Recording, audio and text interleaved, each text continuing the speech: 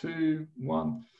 Good morning, everyone. It's good to be back again. It's another in our series of fund manager interviews we're doing with all our fund manager members here at ESA. Just a reminder, I'm Mark Brownridge. I'm Director General of the Enterprise Investor Scheme Association, and I'm very pleased to have today Matthew from Nexus Investments. Matthew, okay, do you want to say hello and introduce yourself?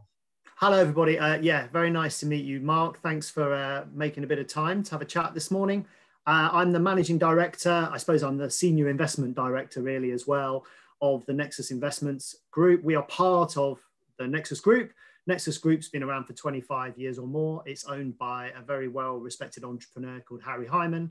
I'm a chartered accountant by training, tax specialist, and for the last 7 years, I've been developing our very active investment strategy around EIS-backed companies, but particularly early stage, post-seed, pre-series A.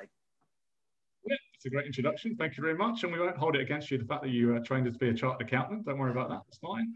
So look, I want to talk to you about 2 things today, or 3 things, in fact, actually, because you have a very specific investment philosophy concentrating, and you're going to tell me if I'm wrong, but concentrating on 1, on education, 2, on healthcare, and 3, on data. And obviously 2 of those are particularly topical with what's happening in the wider world at the moment. So let's start with healthcare. Do you want to give us kind of a run through of what your philosophy is, what your kind of theme view is on healthcare?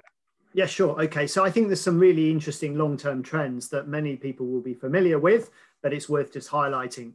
There is the ever increasing aging population, both in the UK and globally. I've got a couple of stats. Definitely aging. Yeah. Well, we kind of only go one way, don't we? Really, when it comes to aging, I suppose we'd be more concerned if it could go the other way.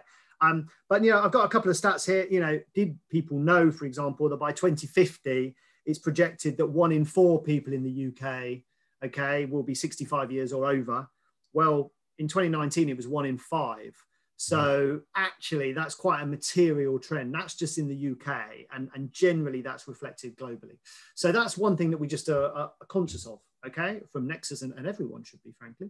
Another thing will be around sort of the spread of diabetes. So if I gave you one other stat, apparently in 1980, you and I are just about old enough to have probably been around then, but perhaps in our short trousers, there are 108 million people around the world who are diagnosed with diabetes.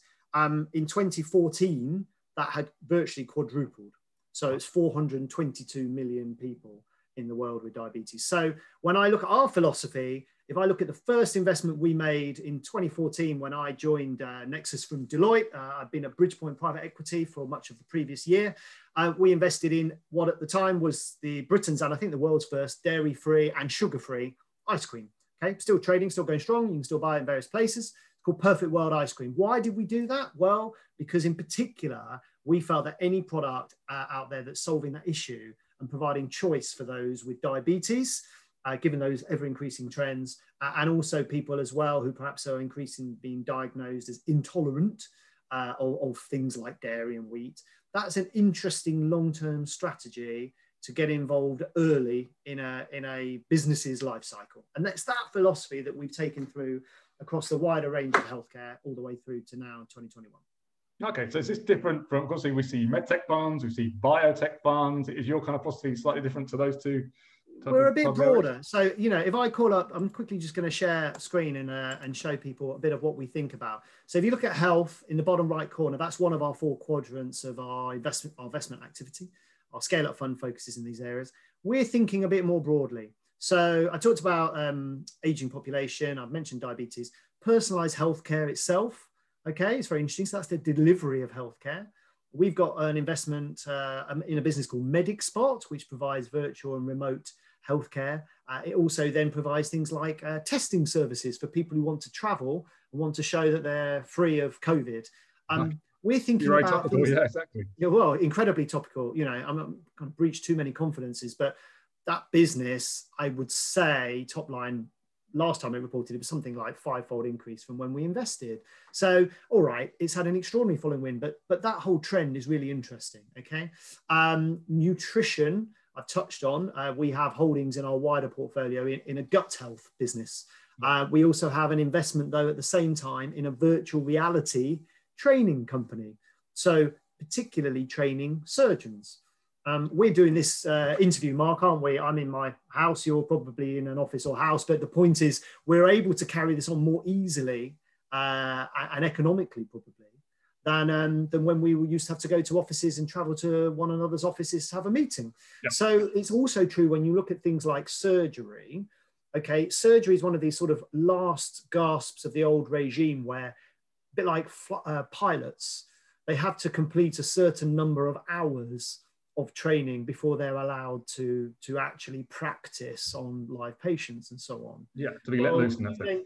Yeah, so, you know, if you take virtual reality and start to apply that with something called haptic technology, which essentially haptics is the software associated with touch and feel, you can actually take effectively this pen and turn it into the equivalent of a surgeon's scalpel and enable trainee surgeons, but also long qualified surgeons, to be able to put the hours in, okay, remotely from home or from teaching hospitals and so on and so forth.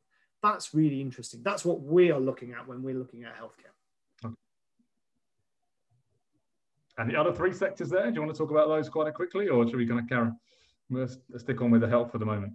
I know, happy to yeah, let's segue into a couple of the other areas. So if we think about education in Nexus, and Nexus Group, as well as a venture capital arm that I lead, has for 20 years or so now, a long time, had a publishing and events arm. And if I told you the first headline title that it set up was Health Investor, but the second one was Education Investor, okay? It gives you an idea of how we think about the world of education. Education can mean, in some worlds, property and asset investment. So actually, if you went to an education investor summit where there's about 700 people from around the world who meet up in normal times to talk about trends in education investment, a lot of those trends used to be around the idea of, well, which of the great British schools is going to expand to Singapore? Or which of the sovereign wealth funds from the Middle East are going to invest into British land and buildings to build, let's say, an extension to a school in the northwest of England? That's what it used to mean. When we're thinking about it, though, with our EIS Scale-Up Fund, we are thinking more around the use of digitization, okay, and remote devices in the provision of education, so EdTech. Yep. So in the bottom left corner of the screen, we're talking about things like robotics and gamification. We've got a couple of holdings in that space.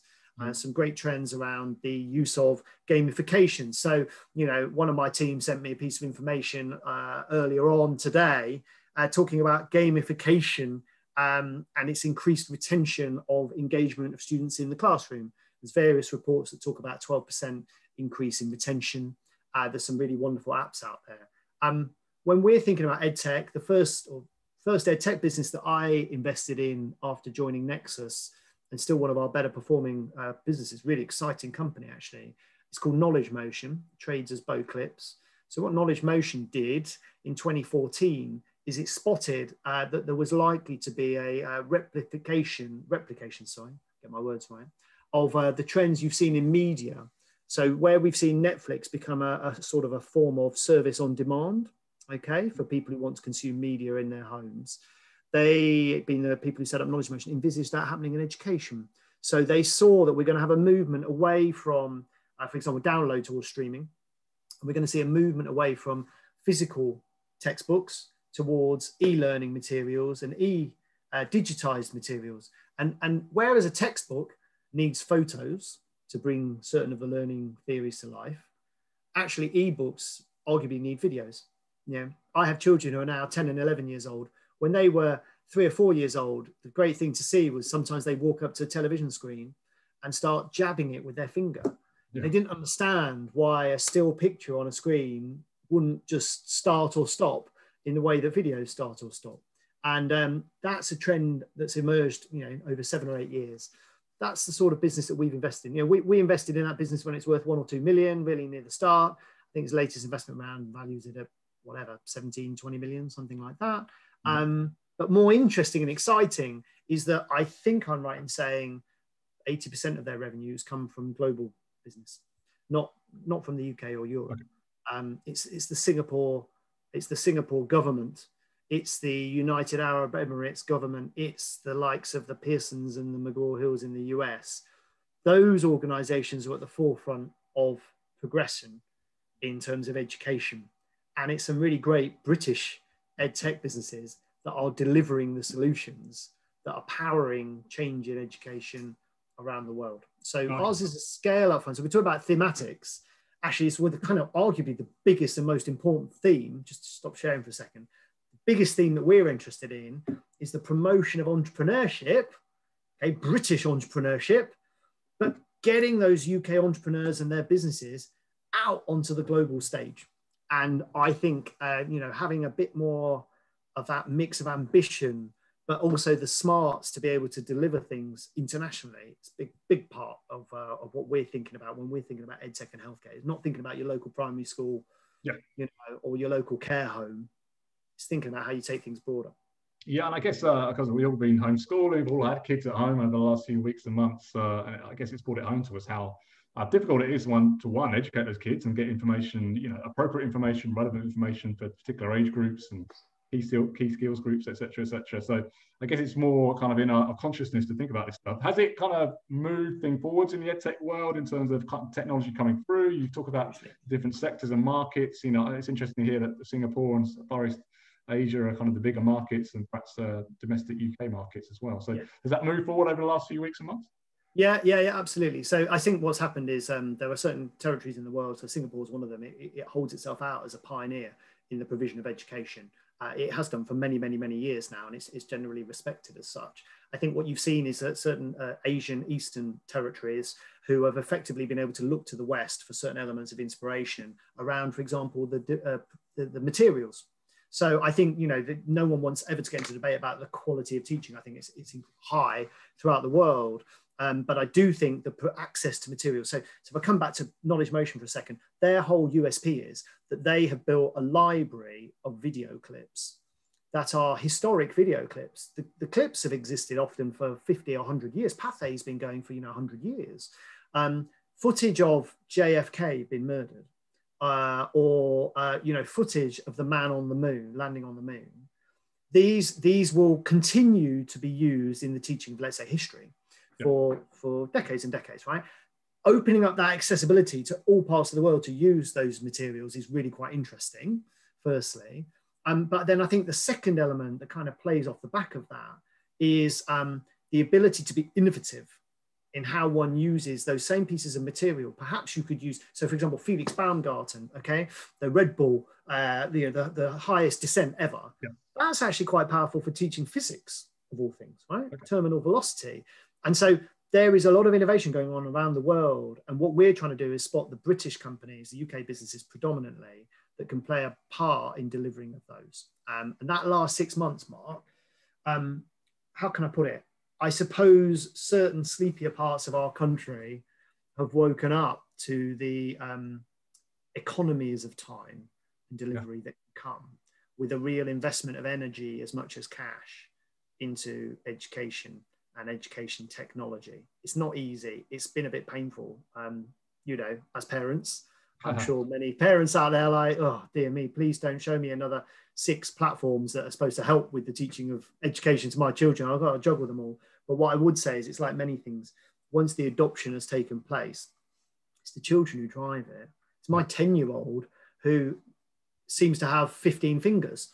When she's working a tablet or a laptop, it's like everything's quick key shortcuts. It's absolutely mind-blowing. And so in some ways, our duty as the next generation above is almost to step back a little bit, as an investor to support and nurture some of these products that we think can become global stars of tomorrow. But actually, as parents, individuals, is to step away and allow actually, the children and the teachers who are spending more time with these to push things forward. Yeah, it's interesting. It's interesting on the education side. Obviously, my son does coding at school. I keep trying to get him into it, and he can't get into it. But I'm telling him it's going to be so important in the future. All the jobs are probably going to be online. They're probably going to be using a computer in some way, shape, or form. You need to get ahead of the curve to be able to do that. So you're trying to trigger that interest in them. Totally agree. Totally agree. Just a little sideshow though. I've got 2 daughters. One of them, the youngest, is absolute natural. It's just like the one I was saying is like 15 fingers. the eldest, probably is almost so old world in the her love and passion is things like art, which is one of those things that you can digitize. You know, David Hockney supposedly started painting on an iPad, or painting, you know, creating on an iPad, didn't he, 5-10 years ago? But there are certain things where some of the value, I imagine, in 10, 20, 40 years time is going to be that sort of attention and holding on to certain skill sets that are indefinably human rather than digital. I'm sure there's going to be, you know, a small handful. It's a bit like sport. You know, there is still that cultivation of the ability to play sport, because we can't really code a robot to go out and play for your first 15 or whatever. No, I think that's going to be quite interesting over the years. Bit of a diversion. Yes, indeed. Yeah, indeed. I'm bringing it back to kind of the subject matter. So there's more, I assume there's more ed tech companies coming through these days. There's more, obviously, healthcare companies in all sorts of realms coming through these days. So you're saying more deal flow, I assume. How do you kind of filter out the wheat from the chaff and find the best companies to invest into? Pipelines, easier because the sheer volume, there's virtually no barriers to entry, right, for starting up businesses. I think to get them, we get involved at scale up stage. So usually they've had 1 to 3 rounds of funding previously. You know, they're on their journey, they're making revenues. We're there to add value as much as, you know, bring capital. Having said that, although pipelines got easier in terms of volume, I think it's got harder. And there's one of my bête noirs a little bit is that every business has had 3 rounds of funding. It's got any technological aspect to it, seems to be of the mindset that it should, by definition, then be worth whatever, 40, 80% more valuation wise than it was maybe 6 months, 2 years ago. And just by virtue of age, not necessarily progression for companies. And in theory, valuation's meant to reflect an element of risk. So de-risking, in theory, the longer a business has been trading, the more de-risked it is. And therefore, that might explain why the valuation's higher, as well as having developed revenue streams and so on and so forth. I happen to be of a different mindset, I think, to a lot. We're post-seed, pre-series A. I happen to think that a business isn't really de-risked until it's probably been trading for 4 to 6 years. And actually, it's not fully de-risked even at that stage. You know, you wouldn't expect to go through and have 30 portfolio members and not have any that don't make it. We've had, fortunately, only 1 or 2 that have not made it, really, in our sectors over 7 or 8 years. Sometimes that's when the death knell actually happens. So coming back to the question of pipeline and portfolio, I'm finding that we're having to turn down a lot more businesses early in the discussion because they're coming along looking for 10, 15, 20 times multiples. It's kind of crazy, even as SaaS companies. And yet they might only have grown last year from 200,000 to 300,000. But they're sort of then saying, well, as a result of that, look at our great momentum. And, you know, we should be worth 10, 12 million pounds or something. And it's kind of a Silicon Valley view of these companies, that they see massive evaluation rates at a very early stage. You know, you don't have to have massive amounts of revenue over in the States. It's kind of all about the journey and the growth. Is that kind of I think it from over there? The US is just it in itself is a massive market. So therefore, a lot of what informs evaluation discussions, they're not even looking beyond the US. Again, there's 400 million people in this country. If we do the X, Y, and Z, we get this user growth. Blah, blah, blah. A lot of it is consumer. A lot of those really crazy ones are consumer related rather than B2B. Actually, we prefer B2B. We actually think there's less failures as a result of focusing on B2B, which I think is part of the game. But what I do think in EdTech particularly is, and it's true of a lot of SaaS, there are too many consulting businesses that originated as consulting businesses in IT, tech, and elsewhere, where the people who've run them for a few years have run them for profit and then have thought, this other business down the road that's nowhere near as good as mine, they set up a platform and apparently they've raised money at 7 million quid. Well, we should do that. And then they feel like they're now a SaaS company or they're now a tech-based business. And I do think a lot of what we're finding having to do, I'm sure we'll miss 1 or 2 as a result, but I'm sure we'll avoid 7 or 8 out of 10 as a result of this approach, is we spend a lot of time working out, are you really a business that's trying to pioneer something new, you know, progressive? Is it really scalable, or are you just tacking a piece of technology on top of what was a people-based business? There's a lot more of that in EdTech, because in the UK, there's an entire ecosystem of businesses that have serviced the needs of schools in local areas. So they might only have serviced secondary schools in Hampshire, let's say, and they can build out pilots and they can go and get quite nice endorsements from, you know, local teachers. You know, I've tried this, is really brilliant, this is transforming the teaching of geography in my school, you know, I can't rate this highly enough.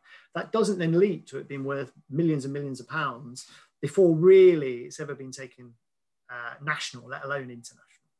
So yeah, EdTech's a global play, that's why we like it. Yeah. But education, fascinating area. Yeah, it's not always the most commercial, Mark. That's what I guess that's the point, and as we all come to realise, it's not the easiest sectors to get into as well, is it? We've done a whirlwind tour of EdTech, MedTech, and what you guys are doing on both the healthcare front and the education front. And you want to talk a little bit about data as well. Yeah, because we're a bit unusual in that I'm going to share the screen again. We've actually identified data, not as a byproduct of digital companies, but actually as a sector in its own right. I'm going to talk about the 2 or 3 businesses we've invested in to kind of bring that to life. So we invested in 2014, a long time ago now, before we ever launched our fund. Our fund's been going for just over 2 years. But prior to that, we were making investments using EIS invariably in some really promising companies, partly to build up a track record, because I would feel uncomfortable actually raising funds in a fund without being able to demonstrate our ability to pick wisely as a long-term track record. So we backed a business back then that was trying to redefine personal data, and specifically the question of who owns our personal data. And there's masses and masses and masses of information now out there across cyberland that explains that really the gold standard is that each of us should have control of our own personal data. We should be the owner of our data. We should be the determinant of who uses our data, who we share it with, on what terms, you know, secured in the right way, etc., etc. Not that Google or Apple or anyone else dictates who is the determinant of our data. So we backed a company called DigiMe many years ago. DigiMe is something of a Marmite business, I would say, for certain parts of the UK investments environment. Their ambition is to become a 300 million £1 billion company, and that is their ambition, and they've been raising capital in that direction for years. They talk to the MasterCards of the world. They've had investment from one of the eBay founders, Swiss Re, all sorts of large players. But actually, they're still proving out their model 6 years later, right? In terms of the actual revenue streams that can be generated through owning the infrastructure. But it's fascinating. So we, from many years ago, have said data is not a byproduct. Certain businesses are doing things with data and philosophically making it possible for all of us as individuals in this case to benefit profitably from control of our own data, okay? Because it's exponentially being created. I've got another stat for you. 16% only of the world's data is actually structured enough to be useful. That's a quote from an very influential lady in this sphere called Mary Meeker. To put it another way, she says, 84% of the data collected about people and things is sitting unused, okay? So something like DigiMe is at the forefront of returning control so that 16%, okay, increases exponentially. So we all have structured data at our fingertips, which is our data that we've created through our endless exponential use of the internet and, you know, time online. We also backed a company called iPushPull. iPushPull do something similar but slightly different for businesses. It enables the pushing and the pulling of encrypted safe data between multiple different data sources. So in simple terms, Mark, you log on in the morning, you probably load up an Excel, you probably go onto Slack or one of the other sharing platforms. You've probably got 5 or 6 different data homes that enable you to run your daily life and your business life. And actually being able to facilitate safe transfer between those of different bits of data in real time is quite hard. That's why hardly anyone ever tries to do it. You go onto the trading floor, you go to the back offices of some of the biggest capital markets businesses in the world, asset managers, you know, large scale retail banks. And what they're all trying to solve is the ability to do quicker things safely with this ever increasing amount of data. So that's what Push-Pull do. And then the third one to mention, which is well, actually, no, 3 or 4 to mention very quickly. You look at the top left, cybersecurity. So we backed a business called Dynaris. I think a lot of people around the world are familiar with, you know, the importance of cybersecurity and its ever increasing place in all our lives. That's kind of a de-risking thing for businesses and individuals, I'd say. But actually, you have to understand what's going on around the kind of the dark net in terms of what breaches and what information has been leaked out there over many years now. It's only getting larger. So those are threats for individuals and businesses. So we backed a company to deal with that threat and that volume of threats. We think it's an interesting play called Dynamis. They work with a lot of US businesses, a lot of US insurance companies who are trying to fight this space. And last but not least, we backed a business called Science. So this is not looking back. You know, cybersecurity is kind of looking back and saying, what actually has been breached historically? What can we do to prevent things going forward? We invested in a company called Science. Science is in the business of analyzing data that we are creating every day that gives clues as to perhaps our future buying habits. Now, our future buying habits are of interest to arguably every commercial organization across the world. And if you think of B2B, the goal of a lot of digital products and providers is to be able to know almost in advance what the EIS Association might be thinking of in terms of its strategic plans for the next 3 months, in terms of where you might be interested to deploy your capital, all right? So you might decide that you want to invest in some events-based software. If I was an owner stroke vendor of events-based software, it would be really useful if I had some way of having at least a degree of insight into an organization that might be searching for event software at the moment. Now, this is different from invasion of privacy. I explained we invested in DigiMe because DigiMe is all about preventing an invasion of privacy on a personal basis, individually. But actually, when you step back and you look at corporations, that's actually not the same thing. That's not an invasion of personal privacy necessarily.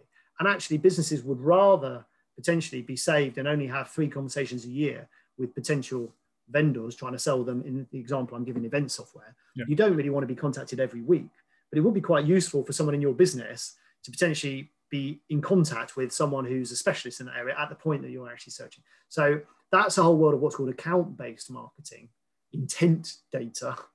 And it's fascinating because GDPR is incredibly powerful. That's why we backed DigiMe. That was 2 years before I think GDPR got brought in. We are sort of trying to read the runes all the time. But then there's this other element about what makes people's lives more seamless. So look, anyway, I've hopefully given a bit of insight into why we call data. It's kind of, it's our third pillar. It's not a byproduct. Every company's thrown off data. We get sent a lot of pitch decks from businesses saying, you know, we are digitized. We're going to create this amazing data pool and it's going to be really valuable. Well, what are you going to do with it? And how are you going to do something with it? And what are you restricted from doing with it? And why is your data any more useful than the business down the road who are generating similar amounts of data? Can you synthesize it? You know, synthetic data is the whole thing. Probably the answer is not really to all of those questions.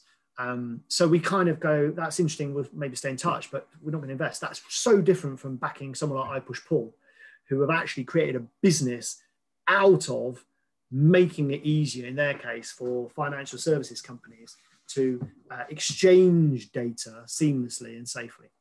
Yeah. So there you go. Little whistle stop talk. Yeah, no, it's fantastic to hear those insights and go and kind of delve a little bit deeper into kind of your 3 pillars there in terms of data and healthcare education. So thank you for sharing that with us. There's some great stats in there as well. Always like a good stats. Always good to hear that. And obviously hearing about the companies themselves is always the most exciting part of my job, is being able to talk to members and fund managers and hear about the companies and actually what good the companies are doing in many cases, and actually what the revenues and profits are making as well, making returns for investors, because there is a kind of 2-sided coin to all this stuff. You know, it's great to do good mission-led things, and there's a hell of a lot of companies increasingly doing that.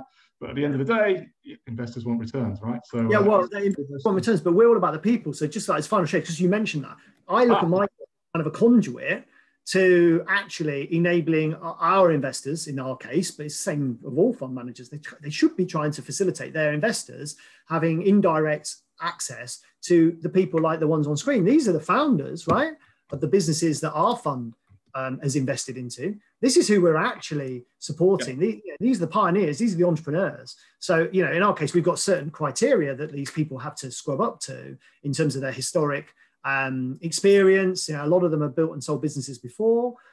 In some cases, they've run large divisions of large relevant companies. So, you know, if they're in food and drink, if they worked for Mars or Heinz for 25 years, that's a pretty good sign that they understand the dynamics of the industry. But that's a big part of, from our point of view, you know, what we're here to do. And I think that bit gets lost a little bit, you know, in the funds world.